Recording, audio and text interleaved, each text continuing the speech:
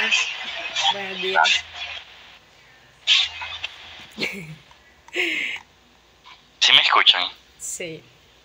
Vale. Qué montón de gente. Pensé que iba a ser solo una. No, no, somos dos, pero tenemos varias conexiones. Vale. Cierto, ya vi que están los mismos nombres. Natalia Arisa y Loraine Arzusa. Listo. Correcto. De hecho, yo pensé que íbamos a hacer más porque somos varias. O sea, nos Vale. asentaron varias con usted. Vale.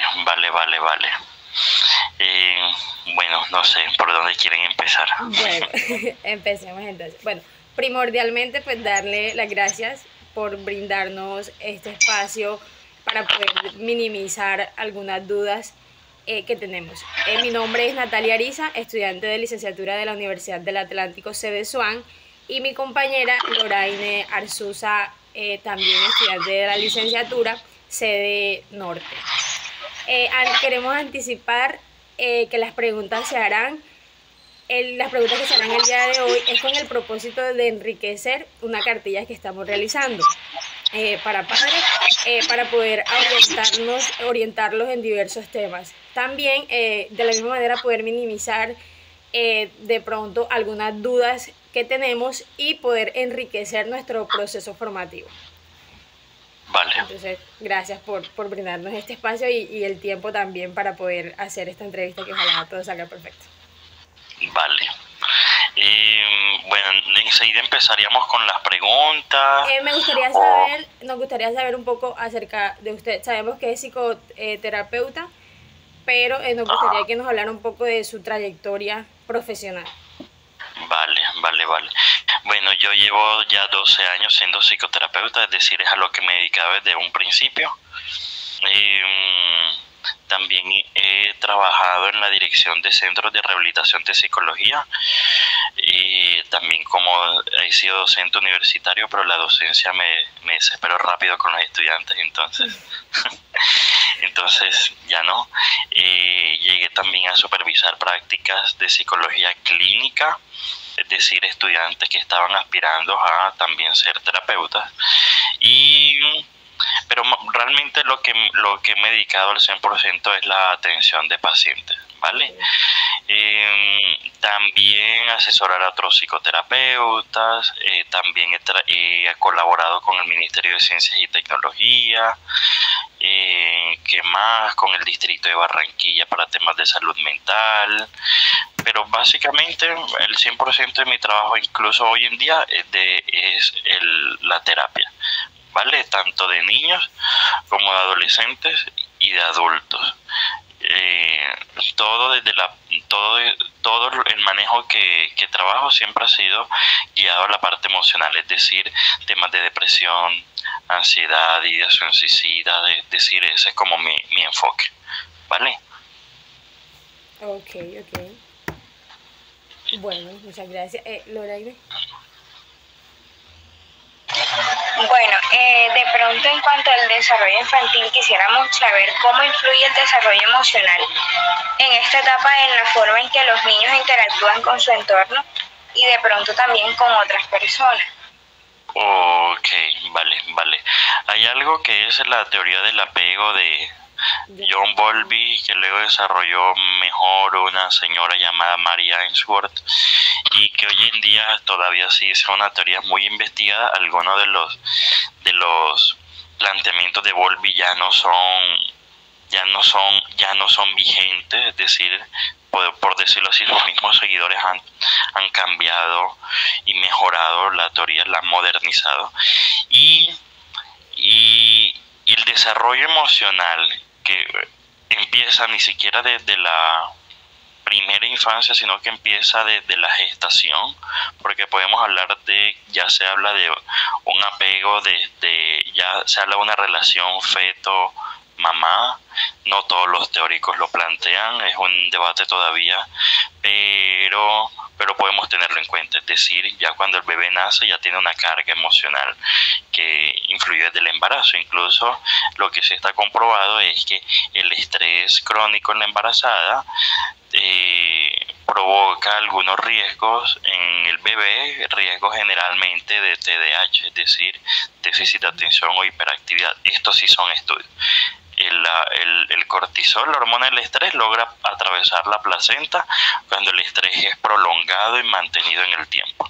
Entonces, si hablamos del desarrollo emocional y que el bebé ya viene con una carga y ahora ese bebé también tiene unas interacciones que le van impactando en su desarrollo emocional, podemos decir de que definitivamente sí. Es decir, la manera en cómo el bebé, o ahora más bien el niño, vamos a poner una edad concreta, 4, 5, 6 años, la manera en cómo interactúa ya depende del tipo de apego con el que viene. Un apego que puede ser seguro o uno de los tipos de apego inseguro.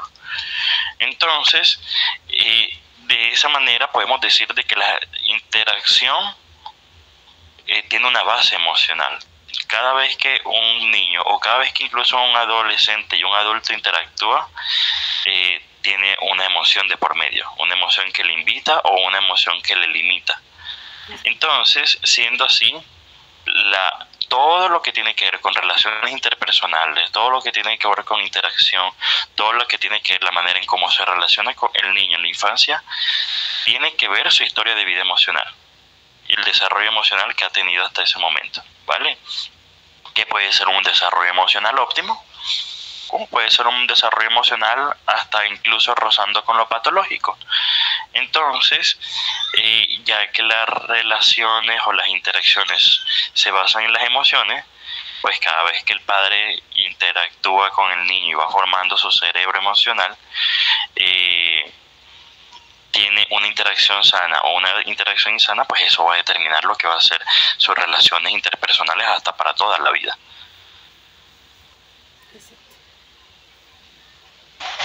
Ok, bueno, muchas gracias. Y cuando hablamos de pronto de la autonomía y la independencia, ¿cómo pueden los padres fomentar esa autonomía y esa dependencia en los niños en la edad de 4 a 5 años sin ser sobreprotegidos? Vale. La autonomía se puede lograr. La dependencia siempre nunca vamos a ser independientes. Es decir, hasta en la adultez vamos a ser dependientes de otros, ¿vale? Incluso hasta de nuestra propia mamá. Hay una frase que dice de que podemos ser autónomos de mamá, pero siempre dependientes de ella. Pero esto es una frase popular, por decirlo así. La autonomía en el niño, que sería... La autonomía se podría definir como, o se podría resumir como que el niño pueda sentirse seguro de alejarse cada vez más o distanciarse físicamente cada vez más de su mamá o de su cuidador y hacer cosas por sí mismo, sintiéndose seguro y confiado de que lo va a lograr o de que va a estar bien, ¿vale? La autonomía entonces la podemos ver, por ejemplo, muy fácilmente en un parque infantil. Un niño que se queda muy cerca, el perímetro de distancia de su mamá es muy cerca, casi que amarrado a la falda de mamá. Pero también podemos ver unos niños que entran al parque y inmediatamente se distancian de su mamá, ¿cierto? Que no la voltean ni a ver, y eso tampoco es muy sano. Es decir, ese niño como que va por la vida y como el garete, como que no tiene nada que ver con sus cuidadores, pero está el niño con un apego seguro, que será el niño que se distancia, pero siempre mantiene un contacto visual con su cuidador o con su padre y sabe de que se siente seguro con esa observación, ¿vale? Entonces la autonomía siempre se va a desarrollar por medio del vínculo. Un vínculo en el cual el padre desde temprana edad no es que le deja solo, no es como ve y anda y defiéndete. No, que es un padre que le demuestra seguridad, es decir, cargar mucho al niño o al bebé no lo malcría, ni lo vuelve apegado. Consolarle cuando llora no lo vuelve atontado o, como decimos aquí, pendejo. Darle lo mejor de ti o lo más positivo de ti a tu hijo nunca va a ser negativo, porque eso va desarrollando un vínculo en el cual el niño interpreta de que papá o mamá siempre están allí, Y como mamá y papá siempre están ahí, yo puedo distanciarme de ellos, Siempre. explorar el mundo y saber que cuando vuelva ellos van a estar allí, ¿vale? Un niño con apego inseguro no le da miedo distanciarse, porque no sabe que si cuando vuelva va a estar su mamá o su papá.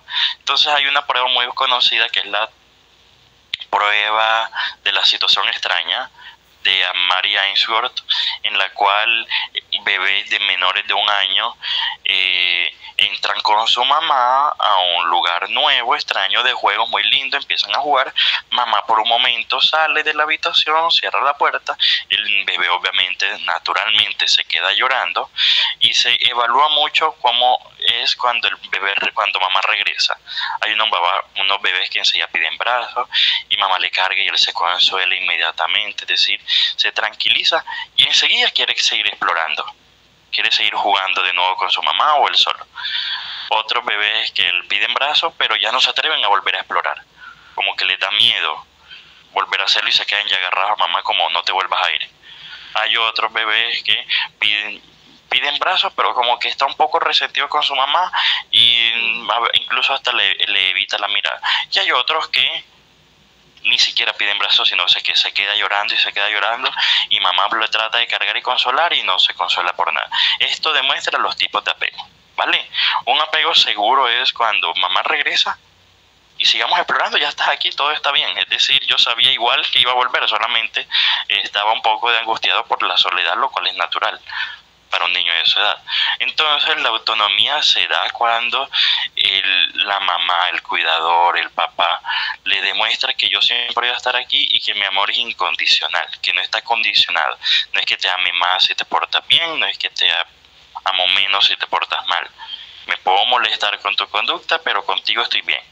En la cual demuestro seguridad y sé responder bien a tus necesidades emocionales, porque hay papás que quizás no saben leer las necesidades emocionales de su hijo. Le consuelan desde el dar, le doy algo porque sé que ese algo te va a tranquilizar, pero no le doy lo que realmente el niño necesita, que son mis brazos y mi consuelo, se le da lo que el niño quiere, y eso es completamente negativo. Entonces, la autonomía se desarrolla desde el vínculo. No hay una manera distinta a que un niño desarrolle autonomía, sino desde el vínculo. Por eso Inés Di Bartolo incluso decía, el vínculo es tu superpoder. Ya con eso tienes un recorrido, ya tienes la mayor parte del trabajo hecho. Ese niño ahora luego va a ser un adolescente que no va a tener problema en explorar el mundo, las relaciones, porque sabe de que puede volver a su mamá o a su papá siempre. Es un adulto que se atreve a viajar, que se atreve a enfrentarse a retos en la vida porque sabe, se siente confiado y siente seguridad. Es que esa confianza la gana allí. La confianza la gana en los brazos de su mamá. Y por otro lado, la dependencia, como les decía, independientes nunca vamos a ser, siempre vamos a ser dependientes. Teniendo en cuenta lo que hablábamos del vínculo, siempre vamos a ser dependientes. Sí, de hecho creo que Rafa Guerrero, para las entrevistas que brinda para la BBVA, decía que no solamente hay que como responder a las necesidades fisiológicas que tienen los niños, sino también las emocionales, que es un factor muy importante en el desarrollo de los niños, y que apapachar no está mal. Apapachar es como la creación de ese vínculo estrecho y ese vínculo de seguridad que se brinda en la relación padre e hijo. Pero bueno, en relación con el juego y la socialización, ¿cuál es la importancia de estas actividades en el desarrollo integral de los niños de 4 a 5 años y cómo podemos nosotros como educadores o de pronto también los padres facilitar experiencias de juego enriquecedoras para estos niños? Vale, el juego es muy importante en esta edad porque el juego también crea vínculos, es decir, un adulto que juega con un niño de esta edad está creando un vínculo con él porque se está interesando por su mundo interno. Los vínculos se crean a partir de eso, de interesarse por el mundo interno del niño. y no anteponer mis necesidades. Entonces, pero hay un problema, y es que con muchos adultos no jugaron cuando eran niños, es decir, muchos papás no jugaron con sus papás cuando eran niños. Y muchos pueden decir es que, uno, o no sé jugar, y esto es algo que escucho mucho en consulta, o dos, intento jugar, pero verdad me da como fastidio, es decir, me da cosa decirlo y me siento mal, pero lo intento y me da un fastidio como que no quiero. Y es por lo mismo, es decir, nunca tuvieron esa experiencia en su infancia, sino que les tocó solos. Entonces, el jugar para un adulto o para un docente, a los papás siempre les recomiendo mucho algo, y es juega algo que tú también disfrutes. Es decir, no tiene que ser, si no disfrutas de jugar a las Barbie, pues no juegas a las Barbie. Es decir, juega algo que tú también disfrutes. ¿Qué te gusta hacer? Pues a mí me gusta colorear. Bueno, puedes comprar un libro de colores y cada vez que te vas a sentar en la noche con tu hijo, siéntate a colorear con él. Ah, me gusta pintar. Bueno, compra témperas y busquen su momento de arte. Lectura. Bueno, puedes hacer una lectura como si estuvieras haciendo una obra de teatro a medida que lees con él. Los deportes.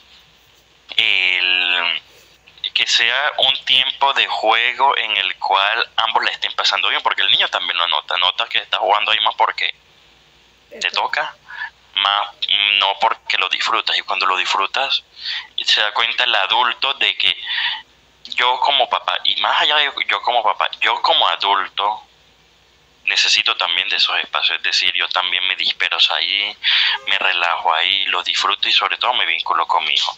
Entonces, disculpa, ¿me puedes responder, realizar de nuevo la pregunta? O sea, en relación con el juego y la socialización, ¿cuál es de pronto la importancia de estas actividades en el desarrollo integral de los niños de 4 a 5 años? Y cómo los padres pueden facilitar experiencias de juego enriquecedoras para sus hijos. O sea, ¿cómo sería ese aporte como padres de que los niños puedan? Porque es que hay niños que de pronto no juegan, pero al no jugar tampoco socializan. El entorno es la sí, te entiendo. No, entonces, es que pensé que me iba como desviando de la pregunta, pero ya creo que iba bien. Entonces, como les decía, primero es ni siquiera importante, es necesario el juego a esta edad. Y es necesario el juego con otros adultos también. Entonces, porque en el juego con el adulto también el niño se va vinculando y va aprendiendo a vincularse, y por lo tanto ahora también aprende a relacionarse con otros pares. Es decir, no se aprende una habilidad que no se entrena. El ser humano puede ser un ser social, pero la sociabilidad es algo que se aprende, es algo que se necesita entrenar, y es algo que llamamos habilidades sociales e interpersonales. Entonces, el hecho de prestar algo es algo que aprendemos en el juego. El hecho de tolerar, paciencia y demás, la primera vez que lo experimentamos es por medio del juego. Es decir, la manera en cómo nos relacionamos con el otro siempre va a ser por medio del juego. Un niño que juega solo, pues sí, puede aprender a jugar solo, puede pasarla súper bien jugando solo, pero seguramente va a carecer de habilidades sociales interpersonales en la adolescencia y en la adultez. Y efectivamente, casi siempre es así. Entonces, no solamente es importante para el desarrollo emocional, sino que es vital para el desarrollo social. De que si no se dan esos espacios, pues las relaciones interpersonales en la adolescencia y en la adultez no van a haber. Por eso ya cada vez más jardines, más colegios, en los primeros grados siempre fomentan como sacar esos espacios, como que el grupo pueda jugar. Por eso hay... no se llaman quizás metodologías pedagógicas, pero hay una orden religiosa que se enfoca en la parte de los colegios, los salesianos. Ya, esta orden siempre se enfoca mucho en integrarnos por medio del juego, por medio de las dinámicas grupales, siempre como que lo priorizan mucho. Entonces, se nota la diferencia en los colegios de estos niños, que los colegios en los cuales se prioriza solamente la parte académica y la parte del juego ni siquiera se le tiene en cuenta. Entonces, no, como te lo decía, no solamente es importante, sino que también es necesario. Ok, bueno, y de pronto nos gustaría saber a qué riesgos se enfrentan hoy en día los padres en cuanto a las redes sociales, el uso de las pantallas, o sea, cómo afecta esta parte que hoy en día es casi inevitable en la salud mental de los niños y niñas. Vale. La Asociación Pediátrica Canadiense y creo que la OMS ahora mismo también recomienda que antes de los 2 años haya 0 pantallas. Que desde los 2 años a los 3, más o menos media hora al día, y ya después de los 4 o 5 años, pues un poco más de flexibilidad, con límites. ¿Por qué? Porque nuestro cerebro, pues no es un cerebro de pantallas, entonces el aprendizaje por medio de pantallas que cada vez nos están vendiendo más de aplicaciones para que el niño hable mejor y demás, pues también está comprobado que realmente no es que no funciona, sino que también limita mucho el desarrollo. Entonces, las pantallas afectan el desarrollo de un cerebro. Incluso yo he tenido, ya no atiendo este tipo de casos, pero antes que atendía casos de problemas cognitivos como déficit de atención, como hiperactividad, como autismo, muchos papás llevaban un niño de 2 años a consulta, lo cual es raro de niño de 2 años en una consulta psicológica, porque había sospechas de autismo. Y yo puedo decir que el 90%, o si no es más, de los niños de todos esos niños que se les pedía de primero y seguía a los papás que interrumpieran el uso de pantalla, que de paso eran niños que usaban muchas pantallas, es decir, todo el día, se interrumpiera por completo, es decir, 0. Ni siquiera se usara televisión en la casa ni para ver noticias. Todos reportaban un cambio muy significativo en el niño. Mayor atención, mayor tolerancia, mayor, ahora sí, intención de diálogo, ya que antes ni siquiera tenían intención de decir una palabra. Muchos papás, y varios de ellos me acuerdo hasta el nombre de esos niños, veían un cambio tan significativo de que hasta parecía un cambio de diagnóstico. Parecían que tenían autismo un día y a los 2 meses después de haber interrumpido pantallas sin terapias ni nada, ya era un niño completamente normal, ya no tenía nada. Muchos de ellos incluso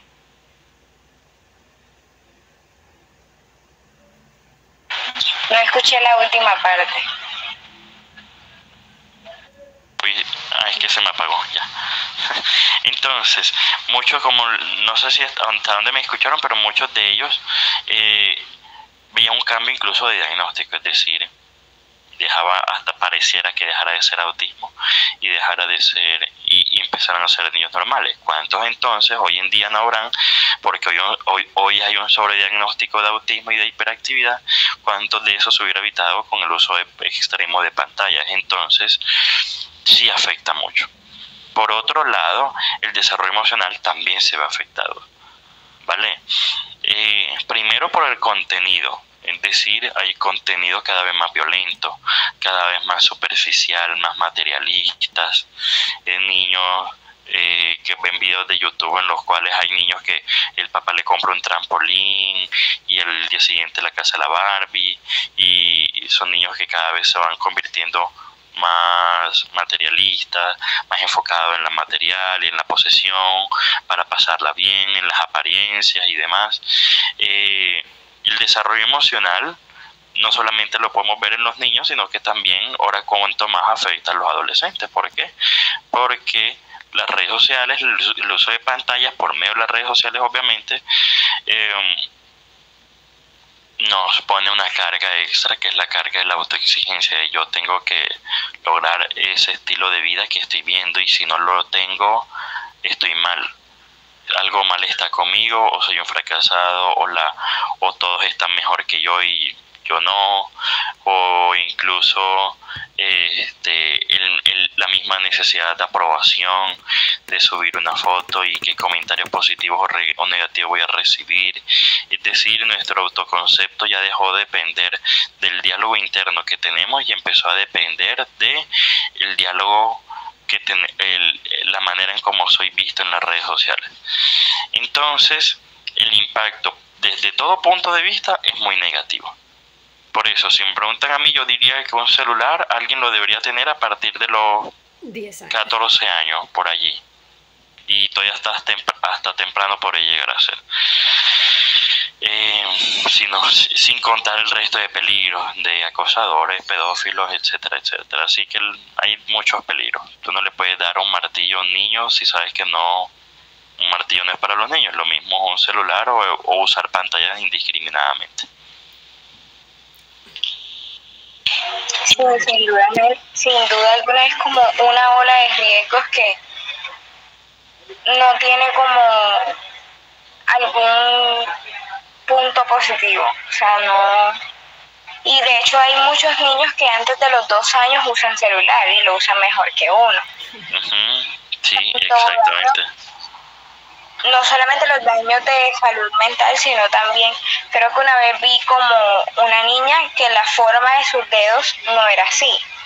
O sea, no los podía movilizar así, sino que con el uso excesivo que ella tenía sus dedos de esta manera. Ok. Bueno, hasta ese punto entonces. Entonces sí, lastimosamente son muchos. Y siempre hay que tenerlo en cuenta, es decir, pues hoy vemos menos calidad en la salud mental, por algo también será. Que hay de nuevo, pues hay redes sociales, hay pantallas. Bueno, muchísimas gracias. Natalia, ¿cuáles son tus dudas? Bueno, doctor, como sabemos o como yo he aprendido en este proceso formativo, la educación sexual es súper importante para el desarrollo integral de los estudiantes, de los niños y niñas, sobre todo en la edad infantil. Sin embargo, pues no es nada extraño de que este siga siendo un tabú a nivel escolar como a nivel familiar. Sin embargo, quería preguntarle cómo podemos promover una educación sexual saludable en la etapa de niños de 4 a 5 años de edad. Vale, primero podemos utilizar la palabra pudor, no desde el punto quizás de vista moral, pero sí que el niño entienda de que su cuerpo, primero que todo, no tiene que estar siendo observado, no tiene que ser accesible para todo el mundo. Es muy común ver, bueno, quizás cada vez menos común, pero muy común antes y sobre todo antes, niños que estaban como en cueritos por ahí, como tú lo veías por la sala de la casa y estaba la tía, el tío y todo el mundo. Entonces, o que sale en boxer o ropa interior a la calle. Entonces, esto quizás cada vez se ve menos, espero que así sea, pero el cuerpo de un niño de esta edad ya no tiene por qué ser asequible a todo el mundo, ¿vale? Porque el primero la educación sexual es algo que aprendemos, es decir, si hoy nosotros 3 tenemos ropa fue porque un día nos enseñaron a que no tenemos que estar enseñando nuestro cuerpo, de que es inapropiado, es que tenemos pudor. Quizás hoy es lunes festivo temprano y los 3 fácilmente podemos estar ahí como en paños menores, yo sin camisa, ustedes en brasier. ¿Y por qué no lo estamos? Porque tenemos pudor, ¿verdad? ¿Qué es pudor? Casi que la vergüenza a ser observado desnudo. Muchos a esta edad es que se empieza a enseñar el pudor. Es decir, a esta edad el niño ya debería tener una lista mental de quiénes son las personas que pueden ver mi cuerpo, ¿vale? Mamá, papá y la abuelita que a veces me ayuda a bañarme. De ahí para abajo más nadie. De ahí para abajo hasta tiene que pedir permiso a mi mamá porque quizás es la tía y que me tiene que limpiar y puede ser la tía y todo, pero también puede, si no está en esa lista porque no se han enseñado, pues pedir permiso también está bien, ¿vale? también, y es el hecho de que el niño en medio de la inocencia, porque la inocencia es esto precisamente, la inocencia es que mi cuerpo sea respetado y yo no tenga conocimiento de nada sexual. Un niño de 4 de 5 años no debería ni siquiera saber todavía que hay relaciones sexuales. Antes, en la práctica muy común, y esta fue una de las prácticas que desde el inicio del siglo con Sigmund Freud empezó a disminuir, fue la práctica de tener relaciones sexuales los padres en la misma habitación del niño, porque antes no era como fuera de lo común, era como normal, algo natural, y es nuestro hijo, es decir, así lo hicimos, que tiene mal. Pero Freud empezó a hablar mucho de esto, y estas prácticas empezaron en la humanidad mucho a cambiar. Entonces hay muchas culturas que todavía las mantienen, pero la educación sexual empieza desde que mi cuerpo no tiene que ser accedido por los demás, y por lo tanto, como consecuencia o resultado, yo no tengo que estar accediendo al cuerpo de los demás, ¿vale? Entonces, un niño de que hasta se le puede decir que se tape los ojos cuando la tía se está cambiando, si está en la habitación de la tía, ¿vale?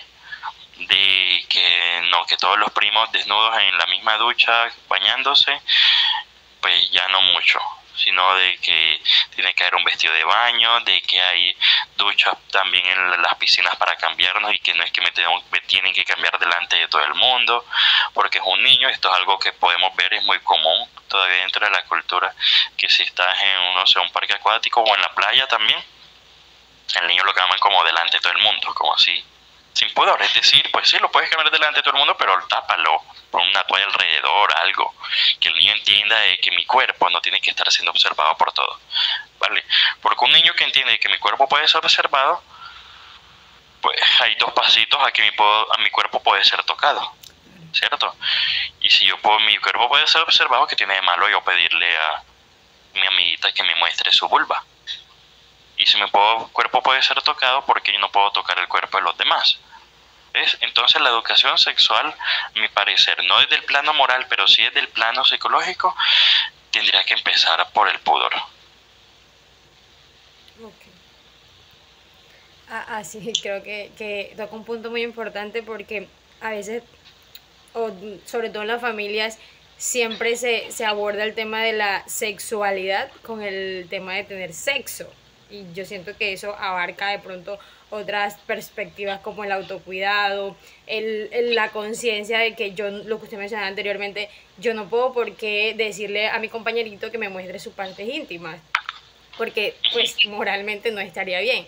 Sin embargo, son cosas que aún vemos en la realidad, y siento que también hace parte de la desinformación que hay respecto al tema. Y de paso que la gente no se alcanza a imaginar la cantidad de pedófilos que hay en la calle, es decir, es abundante. Si ustedes entran lastimosamente a cuentas de TikTok de niños, niños que por alguna razón le tienen un TikTok y lo graban bailando y lo graban en vestido de baño y demás. Incluso uno diría, pues en vestido de baño no tiene nada de malo, ¿verdad? Y ahí sí, hasta uno poco o nada puede hacer, pero el niño en vestido de baño y demás, si entran a ver esos videos, cuántas personas lo tienen guardado, primero, porque tienen guardado un video así, es mucho.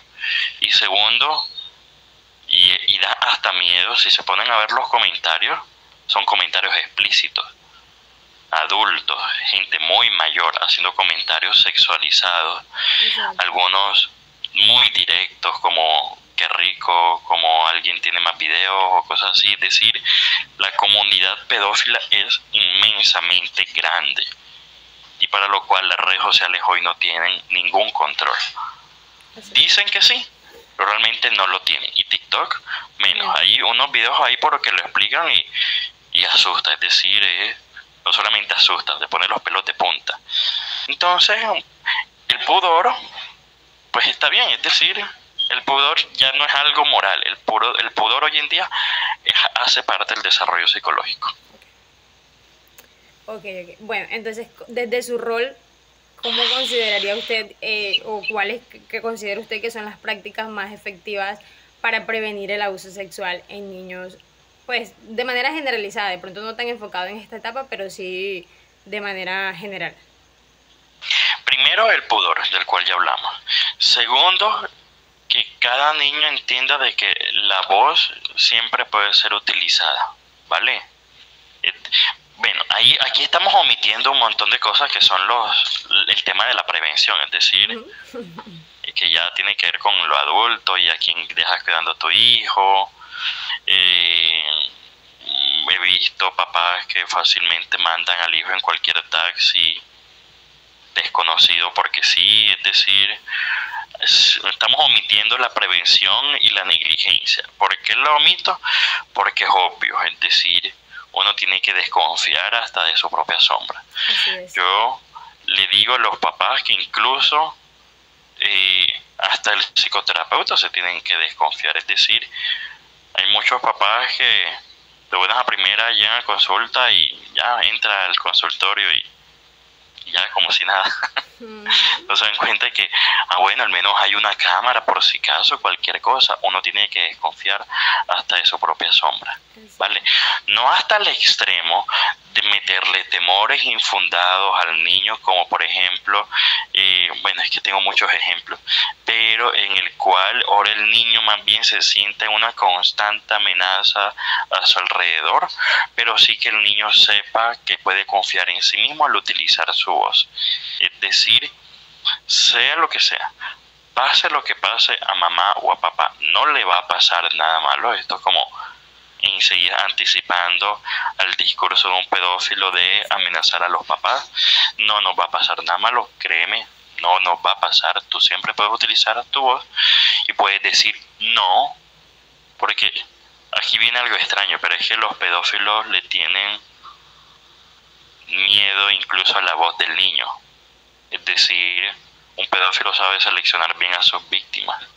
Un pedófilo nunca va a abusar de un niño con un carácter fuerte en el cual el niño le dice no me hagas esto. Es decir, esto es prevención de abuso sexual. Un niño que dice no paraliza a un pedófilo que tiene una mente bastante débil. Por algo está accediendo sexualmente a un niño. Entonces, un niño que más bien es sumiso, un niño que más bien es permisivo, un niño que se le obliga a que le dé un besito al tío que nunca ha visto en su vida, pero como es familia y vive en el pueblo, pero es tu tío, entonces dale un abrazo y dale un beso, y está mal que no le dé un abrazo y un beso al tío. Pues un niño que entiende que, pues bueno, cualquier extraño puedo hacerle esto y puede hacerme algo a mí, ¿cierto? Esto no hay una discriminación.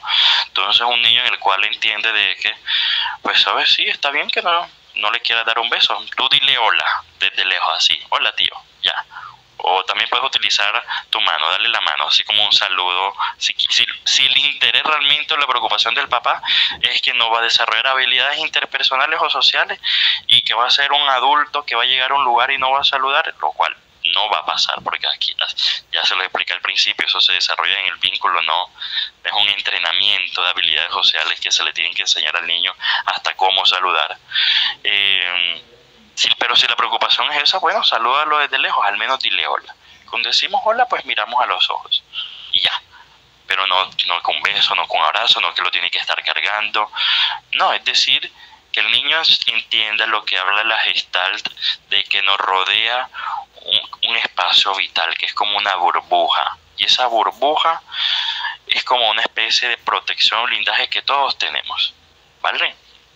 Que ese espacio vital no vamos a dejar entrar a cualquiera, y que aquellos que dejamos entrar, no dejamos entrar siempre.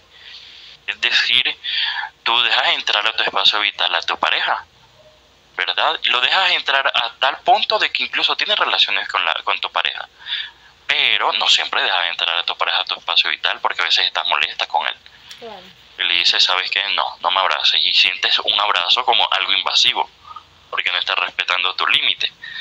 Y ese es el espacio vital que se le tiene que enseñar al niño, ¿vale? Porque esto ya ni siquiera es de confianza, porque si hablamos de confiar, es como, por ejemplo, contigo, Natalia, estamos hablando ahora y pero tú y yo no somos amigos o algo así. Si nos encontramos en la calle y yo te reconocía, ah, mira, esa es Natalia Arizala, con la que estuve aquella vez.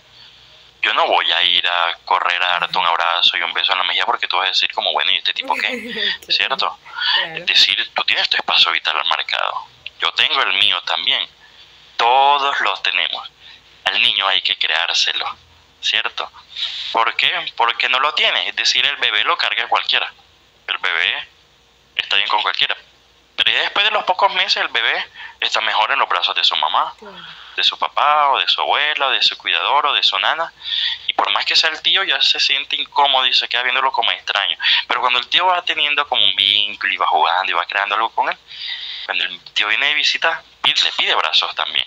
Lo deja entrar en su espacio vital, ¿cierto? Entonces crear ese espacio vital es pudor y usa tu voz, tu cuerpo, y ahí sí podemos ser claros con niños de 4, 5 y más grandes. Tu cuerpo, hay incluso cartillas para esto. Esta parte y esta parte y esta parte están en rojo, es decir, nadie la puede estar tocando. Solamente mamá cuando te necesita lavar la colita o cosas así. Nadie más. Estas son como en amarillo, es decir, sí, pero tú también tienes que darte cuenta quién. Y el verde, que serían las manos, como darnos las manos y demás, sí, pues tú puedes permitirlo con quien tú desees y con quien tú sientas un cariño, o sientas un aprecio, o sientas confianza. El niño entonces toca, lastimosamente, no es algo que tendríamos que estar haciendo, pero toca enseñarle de que hay partes del cuerpo que no pueden ser tocadas. ¿Vale? Entonces hablar de la vulva, hablar del pene, no cambiarle nombres como la rosita ni la cosita, porque el pedófilo utiliza mucho simbolismo. Entonces le llama al pene, le llama al carrito, entonces el niño dice, sí, es que mi tío o el vecino estaba jugando conmigo con el carrito. Y tú, bueno, chévere, pero pues, el pedófilo es inteligente, sabe cómo manejar a los niños.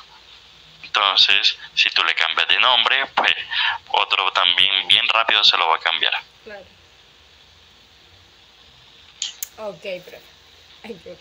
Bueno, la siguiente duda sería, ¿cuáles son las mejores prácticas para fomentar la comprensión y aceptación de la diversidad en el entorno escolar, especialmente en relación con la sexualidad y las emociones en los niños de esta etapa, 4 o 5 años? Vale. ¿Me la puedes leer de nuevo? ¿Cuáles son las mejores prácticas para fomentar la comprensión y aceptación de la diversidad en el entorno escolar? ¿De diversidad te referirías a diversidad sexual, niños neurodiversos? Ok, vale. Diversidad, ¿y qué más? Y bueno, en relación con la educación, la sexualidad y las emociones. Ok, vale. En estas etapas hay que darle como la iniciativa al niño, ¿vale? No, y esto quizás es un punto de vista mío, pero un niño en estas etapas, tú no puedes entrar de primero a decirle, mire, es que hay gays, hay lesbianas, hay personas que tienen tales gustos. No, es decir, tú dale la iniciativa al niño, espera que el niño sea quien te pregunte. Por eso algo que le digo mucho a los papás es, ten preparada tu respuesta. Sí.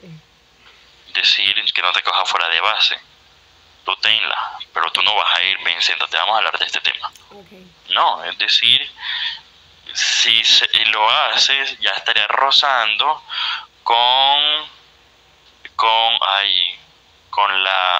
el adoctrinamiento. No allí, pero casi que allí. Tú esperas que él lo pregunte y lo hablas desde la naturalidad de lo que es una sociedad hoy en día.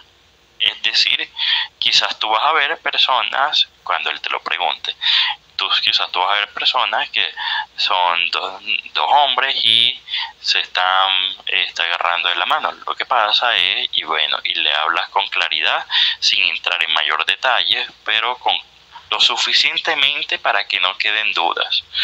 Muchos adultos les da miedo hablar del tema porque sienten de que van a fomentar la curiosidad. Pero es que si no le hablas con claridad tú y él le quedan dudas, ahora va corriendo y le pregunta al compañero que menos idea tiene. Entonces es mejor que seas tú quien le aclares todas las dudas, que le dejes como todo desmenuzado. Repito, sin dar mayor detalle. Y esto en el entorno escolar a veces, lastimosamente el docente puede estar un poco limitado. ¿Por qué? Porque en la institución educativa sí hay limitaciones, ya que él viene con una carga desde la casa. Ya tú no sabes allá qué se ha hablado, qué se ha hecho. Y a veces para algunos hogares puede sentirse que estás invadiendo hasta los valores o la dinámica de un hogar. ¿Por qué? Porque hay muchos hogares que dentro de esos valores no quieren promover nada que tenga que ver con ideología de género, por temas religiosos o yo qué sé. Y está bien, es respetado, es decir, cada hogar maneja las cosas como les plazca, es decir, nosotros no podemos estar, más allá de aconsejar o de sugerir a un papá algo, no podemos estar invadiendo la estructura de valores de un hogar, ¿vale? Entonces, a veces desde la institución hay limitaciones, así que, pero el docente también termina siendo como una figura de apoyo, una figura que contiene y una figura que aclara dudas. ¿Por qué? Porque el niño también se da cuenta, primero crea un vínculo, así que en ese vínculo realiza preguntas. Y segundo, teniendo en cuenta ya que se le va a dar es la iniciativa al niño, no es que tienen que haber clases sobre este tema, sino que a ese niño en concreto que me hizo la pregunta, yo también puedo tener una respuesta bien creativa para ese niño, ¿vale? Quizás para ese niño le sirva una respuesta, quizás para otros le sirva otra, en fin, todo depende, ¿vale? Pero sí, básicamente yo creo que desde el colegio habrían bastantes limitaciones y creo que más allá de esto es poco lo que se puede hacer, pero se puede hacer. Profe, lo que pasa es que, perdón, doctor, lo que pasa es que en clases siempre se nos habla de que la educación sexual pues es un derecho que se debe dar en las escuelas. Entonces, obviamente cuando usted se refiere de pronto a que si hay limitaciones, tengo como un choque ahí, porque yo digo, listo, yo salgo de mi proceso de formación, obviamente yo voy con otras expectativas respecto al tema, pero también está el choque familiar. Entonces yo siempre digo que uno primero debe fortalecer la relación escuela-familia, para de pronto no dañar lo que se hace en casa, ni que lo que uno hace en la escuela, los padres lo ven en la casa. Pero al final de cuentas es complicado. Exacto, y es así. El cuento es que, bueno, la universidad te puede decir misa, pero tú eras psicomulga. Entonces, la universidad me enseñaron un montón de cosas que hoy puedo decir, pues así como el profesor decía, no mucho que digamos. Yo puedo decir, hay muchos profesores que me enseñaron a hacer terapia y que atendían 3 pacientes a la semana. Pues sí, puedes dar tu terapia chévere, pero así de aprender a enseñar a otros terapeutas, cuidado. Entonces, yo lo hablo desde el punto de vista terapeuta y es, prefiero priorizar o saber de que sí, hay un derecho a esa educación, pero a qué costo emocional para un niño de esta edad. Okay. ¿Vale? Es decir, yo prefiero prevenir el tema emocional. Entonces, estamos dispuestos a que el niño pague un costo emocional cuando encuentra una perspectiva sobre un tema de algo que en casa ni siquiera se ha tocado, que tanto puede esto afectar el vínculo con su familia y demás. Es decir, pues sí, tenemos derecho a un montón de cosas, pero a qué costo emocional también para los demás. Entonces yo a veces prefiero saber de que esa factura a nivel emocional puede salir bastante cara, entonces ¿por qué correr el riesgo de que le salga cara a un niño? Si realmente prefiero priorizar su salud mental y su salud emocional, y no quiere decir que este tema afecte su salud mental y emocional, pero repito lo mismo, es decir, el niño cuando llegue a la institución ya viene con una carga desde la casa, ¿vale? ¿Hasta qué punto tú vas a afectar la confianza que ese niño ya tiene sobre sus papás? Porque ha creado un vínculo fuerte con ellos, porque cree incluso en los valores que el papá le ha enseñado, aunque tú no estés nada de acuerdo con esos valores, y no es que tengas que estar de acuerdo con esos valores, pero si el papá en casa le enseña de que Petro es lo mejor y en el colegio le enseñan de que Uribe es lo mejor, pues ¿por qué vas a dañarle al niño algo que es no lo que acabo de decir es un ejemplo más desde la información política, pero ¿por qué afectar a un niño la palabra, la credibilidad que ha puesto sobre la palabra de sus papás? O sea, hasta el papá también le ha costado, por medio del vínculo de una relación basada en la confianza, desde la interacción, desde la sensibilidad, ganar, y ahora viene el colegio y empieza a poner grietas en esa relación, ¿cierto? Y está bien, es decir, una institución también es chévere que pueda promover cerebros y mentes críticas. Es lo mejor que puede brindar una institución educativa. Es decir, que tenga a mano la información para poder debatir hasta con su familia. Pero hay que cuidar también las etapas, ¿vale? Entonces hay etapas en las cuales tú no tienes que estar hablando de ideología de género. Tienes todo el derecho del mundo. Pero ¿en qué etapa lo estamos haciendo? Si estamos hablando de que un niño en edad de 10 años todavía no está en edad de decidir si realmente lo mejor es tener novia, ¿por qué le vas a enseñar de temas de ideología de género si realmente la parte sexual se supone por el desarrollo emocional de un niño debería estarse enseñando más o menos después de los 16 años, 15 años más o menos? Y que esto no tiene por qué afectar la aceptación que él tiene hacia las orientaciones sexuales de otros, ¿vale? Es decir, esto no es... Yo entiendo que la intención sea disminuir la homofobia, pero esto no disminuye la homofobia, no hay ningún estudio que lo compruebe y los he buscado. Entonces, irónicamente, si hay estudios, me encantaría acordarme el nombre, lo leí en inglés. Bueno, el cuento es que se estudió que este tipo de educación sí fomenta la homofobia. Yo diría que tiene que ver con exactamente lo mismo. No recuerdo las causas de las que hablaban en ese estudio, pero en vez de disminuirla, lo que hace es aumentarla. Entonces algo estamos haciendo mal. Y está bien, estamos en pañales con el tema. Todavía no está todo definido, vamos viendo en el camino. Pero no todo con los niños tiene que ser ensayo y error, porque estoy seguro que en 10 años, 20 años, la dinámica de cómo se les está enseñando desde los colegios la educación sexual va a cambiar. Hace 20 años más, cuando yo estaba en el colegio, la educación sexual se basaba en el miedo, es decir, nos ponían imágenes de la gonorrea, como sífilis, gente en África muriéndose de VIH, como para a ver si a partir del miedo tú te abstenías. Pues no salió muy bien, realmente salió malísimo ese experimento. Entonces el ensayo y el error con los niños y con los adolescentes no está bien. Y con este tema de educación sexual desde la diversidad, yo siento de que de aquí a 10, 20 años va a cambiar por completo, porque lastimosamente con los chicos en lo que es la parte sexual siempre ha sido ensayo y error. Nunca se ha hecho investigación previa y después promoción. Siempre ha sido promoción y luego investigamos sobre la promoción. Ok, bueno, para seguir continuando, ¿cuál cree usted que son los recursos y apoyos específicos que podemos ofrecer a las familias que tienen niños con autismo y síndrome de Down para abordar temas de sexualidad y emociones en el hogar? Yo lo reduciría en cuanto a lo que es la parte sexual a una cosa, y es que los papás dejen de tener miedo. Los papás con niños con estos diagnósticos tienen pánico de hablar de muchos temas, pero pánico es que no se atrevan aunque tú les invites y les enseñes a hacerlo.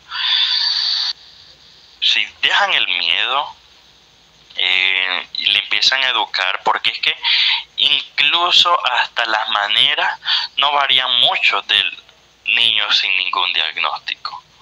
Es decir, el mismo lenguaje claro, cero detalles, pero bastante información, claridad, prevención y demás, no varía, pero es que el papá a veces tiene miedo. En el caso del autismo es que se le meta el tema, en el caso del niño con síndrome de Down que lo fomente y demás, pero ambos lo necesitan también. ¿Por qué? Porque a veces pueden ser niños que están más en riesgo todavía. Sí. Entonces, al muchos de ellos no tener capacidad de lenguaje lo suficientemente elaborada que los otros, pero es lo mismo, es decir, tú lo que estás haciendo es alimentar su vocabulario emocional, ¿vale? Y esto va de la mano con lo otro, y es la segunda parte de la pregunta, que es más emocional, es lo mismo, aumentar su diccionario emocional, que él entienda de que esto es frustración y esto es rabia y son dos cosas distintas. Que a veces sentimos tristeza y está bien sentirnos tristes. No eres tú, porque ellos poco a poco van adquiriendo una capacidad de razonamiento y se van lastimosamente viendo distinto al resto, pero se van viendo distinto al resto. Uno, porque desde la teoría, pues sí, son distintos, hay una sintomatología. Pero dos, sobre todo, por el hecho de cómo se lo observa desde casa, no afuera. Afuera tú no vas a controlar las miradas que recibe un niño con autismo que está haciendo una rabieta en un centro comercial que no se calma con nada.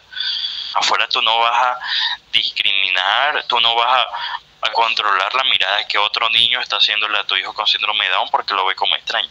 Esas miradas no las vas a cambiar, pero las que tienes en casa sí. De la manera en como tú lo observas, construyes su autoconcepto. Entonces, no varía mucho lo que te decía ahorita, pero sí desde la casa tratar de disminuir mucho esos miedos. Si estos papás disminuyen el miedo, como lo logran muchos papás con niños con estos diagnósticos, se dan cuenta que la educación en ambas áreas fluye muy bien.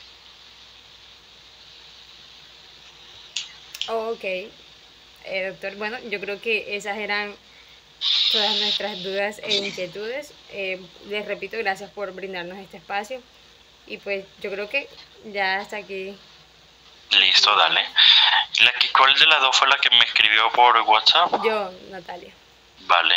Entonces, si quieres, Lorena, también tienes mi contacto, cualquier cosa, cualquier pregunta, para que me la hagas por allí. Yo estoy abierto a cualquier cosa, ¿vale? Bueno, muchas gracias. Okay. Muchísimas gracias. Sin duda es un espacio que no solamente enriquece lo que vamos a elaborar, lo que estamos elaborando, sino enriquece nuestro conocimiento. Y de verdad, muchas gracias. No, gracias a ustedes por la confianza. Entonces, cualquier cosa me escriben, ahí estoy pendiente. ¿Listo? Okay, bueno, doctor Luis, ha sido un placer. Listo, un abrazo.